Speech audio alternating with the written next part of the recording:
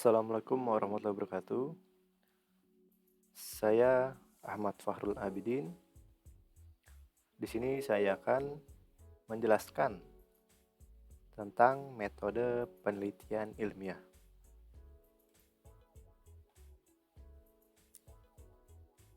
Saya berasal dari kampus STMIK Bani Saleh, Kota Bekasi. Dalam pembahasan ini, kita akan masuk dalam 3 poin penting, yaitu pengertian dari metode penelitian ilmiah, yang kedua yaitu macam-macamnya, dan ketiga akan memasuki pembahasan sistematika skripsi itu sendiri. Jadi tujuannya dari pembahasan ini yaitu menjelaskan, mendeskripsikan, dan mendiskusikan tentang metode penelitian ilmiah, macam-macam penelitian, dan pembahasan dari sistematika skripsi. Sekarang kita masuk ke poin yang pertama, yaitu definisi metode penelitian ilmiah.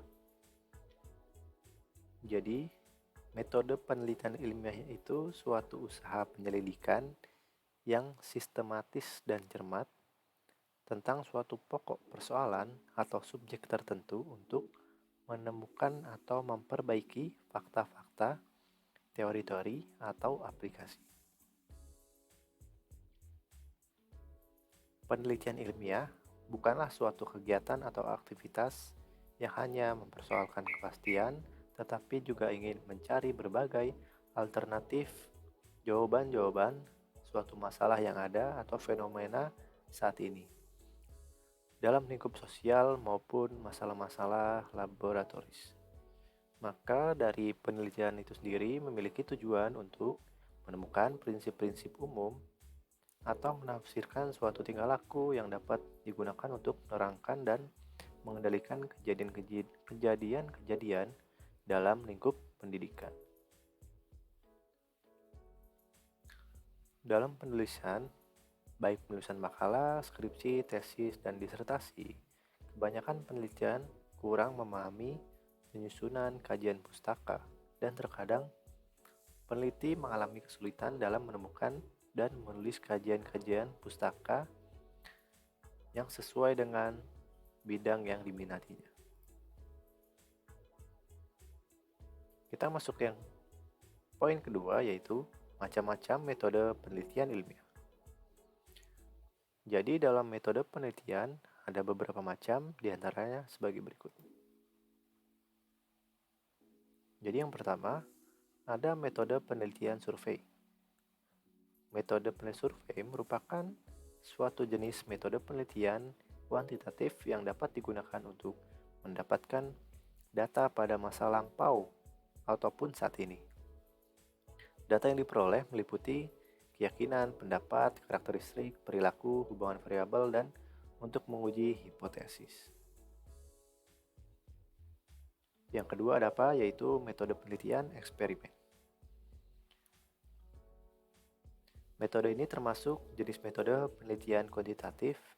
Umumnya, jenis penelitian ini digunakan untuk melihat pengaruh variabel bebas terhadap variabel terikat yang dapat dikendalikan sehingga tidak ada variabel lain yang mempengaruhi variabel terkait.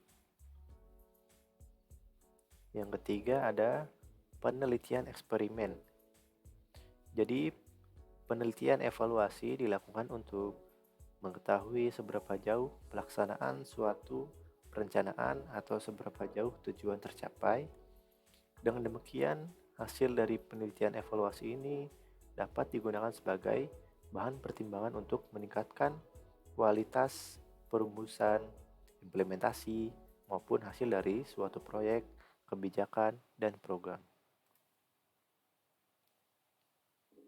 Yang keempat ada apa? Yang keempat yaitu penelitian eksperimen.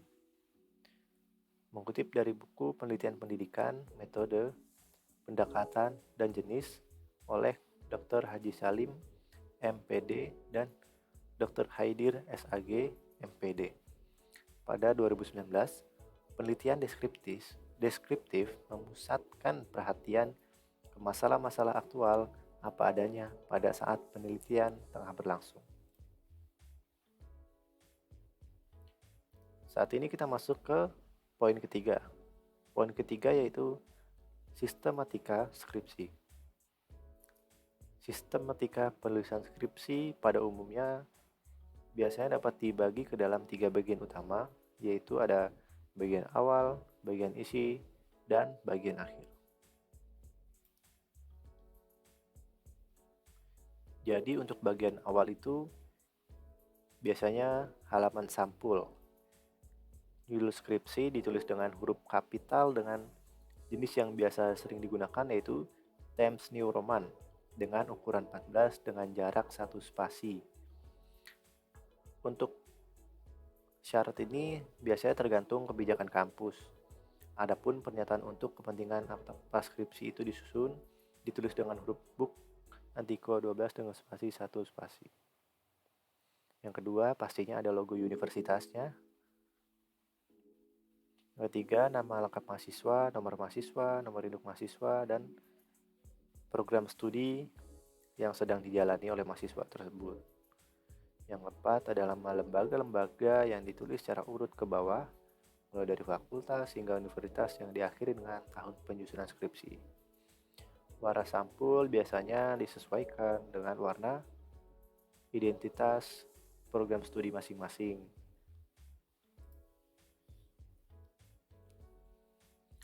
Selanjutnya ada halaman persetujuan. Di halaman ini biasanya berisi pemberian persetujuan dosen pembimbing skripsi, persetujuan terdiri dari nama mahasiswa, judul skripsi, tanggal persetujuan skripsi, dan tanda tangan oleh dosen pembimbing skripsi. Selanjutnya yaitu halaman pernyataan orisinalitas.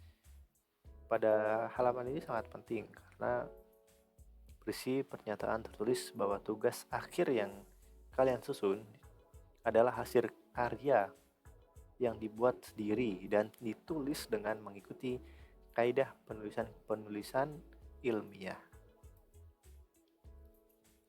Selanjutnya ada pengesahan. Di bagian ini merupakan halaman yang membuat tanda tangan penguji skripsi. Tanda tangan tersebut diperoleh setelah mahasiswa melewati fase ujian dan revisi skripsi.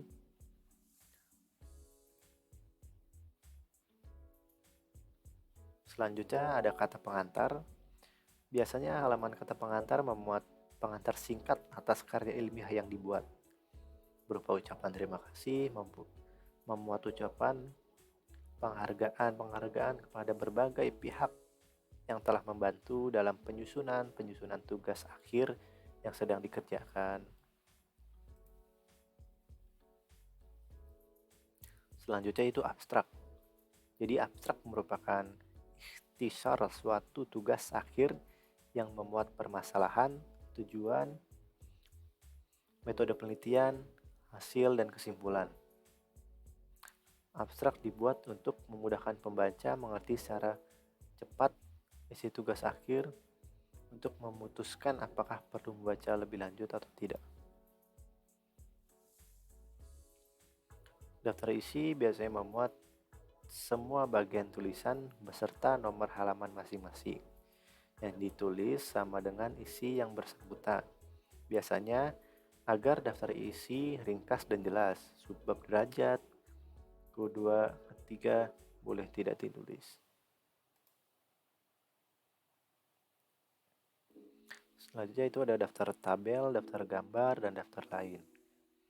Daftar tabel, gambar, dan daftar lain digunakan untuk memuat nama tabel, gambar, dan sebagainya. Yang dalam tugas akhir penulisan, nama tabel, gambar, dan sebagainya menggunakan huruf kapital di awal kata. Kita masuk ke bagian isi. Pada umumnya bagian ini diawali dengan deskripsi tentang masalah umum dan khusus yang diteliti, serta deskripsi tentang pentingnya penelitian yang dilakukan. Disajikan sistematika dan pengertian setiap bagian sebuah skripsi.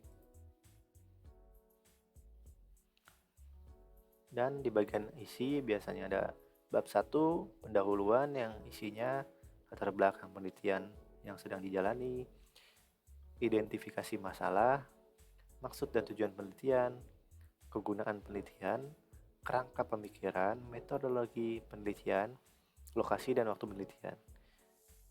Bab 2, yaitu tinjauan pustaka. Bab 3, bahan dan metode penelitian atau objek penelitian.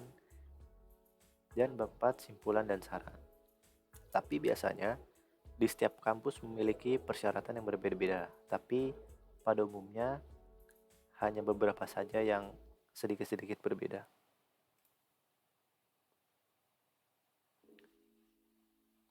Nah, kita akan membahas di bab 2, tinjauan pustaka. Bab ini menjelaskan teori yang relevan dengan masalah yang diteliti.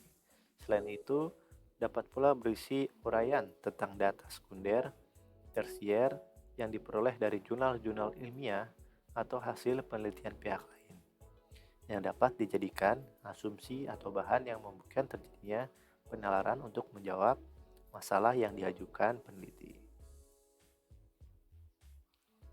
Yang selanjutnya ada bab 3, bahan dan metode penelitian atau objek penelitian. Penelitian ilmiah wajib memenuhi asas dapat diulang, repeatable, dan dapat menghasilkan hasil penelitian yang sama.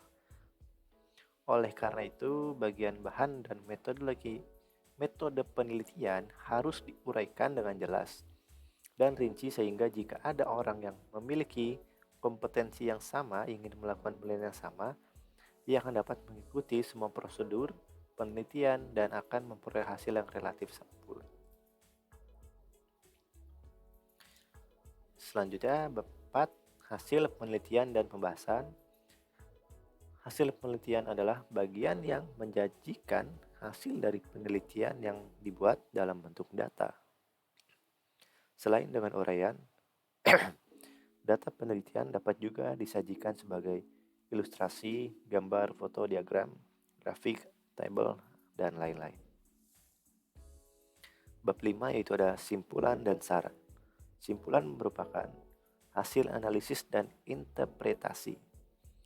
Harus terlebih dahulu dibahas dalam bagian pembahasan, sehingga apa yang dikemukakan dalam bagian simpulan tidak merupakan pernyataan yang muncul secara tiba-tiba. Di bagian akhir, dari skripsi atau tugas akhir terdiri dari 5 bagian, yaitu daftar pustaka, gambar, tabel, lampiran.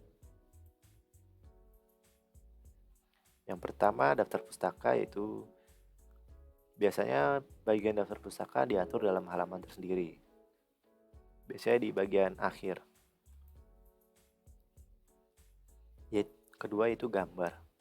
Halaman ini diberi nomor halaman di bawah gambar maupun gambar grafik, lukisan, garis, ataupun foto hendaknya dirancang untuk memberikan pengertian-pengertian yang lebih baik terhadap keterangan-keterangan yang diberikan teks. Yang ketiga yaitu tabel, merupakan alat bantu visual yang bermanfaat untuk menyajikan data secara jelas dan menyeluruh.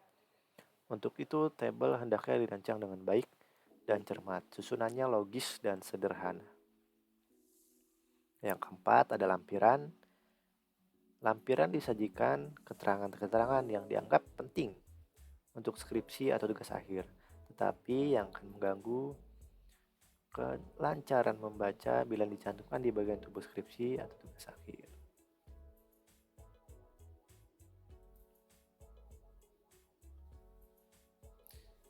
Jadi kesimpulannya, penelitian memiliki tujuan untuk menemukan prinsip-prinsip umum atau menafsirkan tingkah laku yang dapat digunakan untuk menerangkan dan mengendalikan kejadian-kejadian dalam lingkup pendidikan.